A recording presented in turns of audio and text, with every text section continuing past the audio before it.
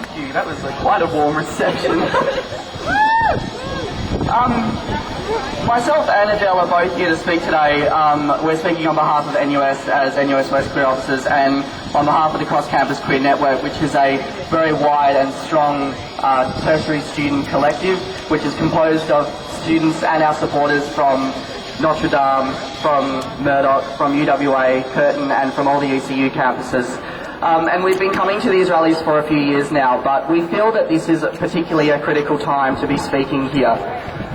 It's now been 7 years since the ban on same-sex marriage. The majority of state Labor conferences have endorsed equal marriage, and now more than ever is the community starting to talk about same-sex marriage. We're talking about marriage equality in the media. We're talking about marriage equality in advertising. We're seeing it more and more, and now more than ever are we bringing the issue to our families and to our homes. This is a wider community issue. It is a human rights issue, and for us, most importantly, it's a student issue. As a queer student and as a queer officer, we're at the forefront of the homophobia, queerphobia and transphobia that plagues our campuses, our student groups and our academics. We are directly dealing with the issues of coming out, with gender identity, with sexual identity, and despite this homophobia and transphobia plaguing our campuses, we have made progress. Marriage equality is not just a student issue because of this discrimination though. It's because of the educational experience that we have and the message that our government sends us and the hypocrisy that we face from both our education and our government failing to meet what the people need most. It's a student issue because our education system teaches free thought. It teaches forward thinking.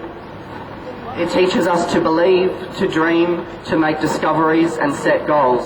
But realistically, we are taught hypocrisy.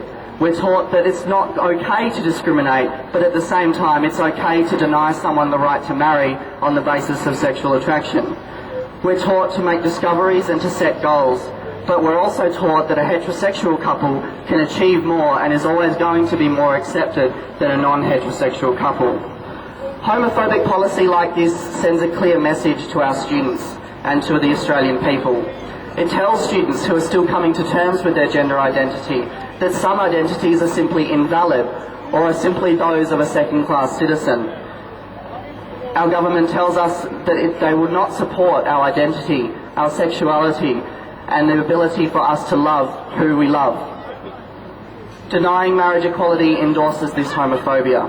It fuels the voice of our leaders, our academics and our peers who discriminate against us both on and off campus.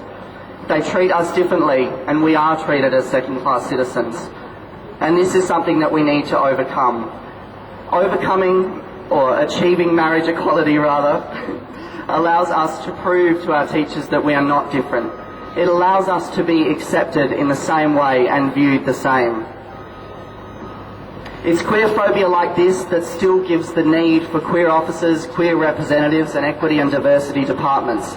And of course in an ideal world we wouldn't need these structures in place because this phobia wouldn't even exist.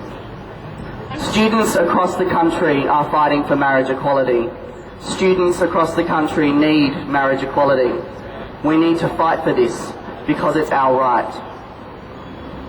Students are this country's future, and we deserve a better future that is safe, accepting and better for all.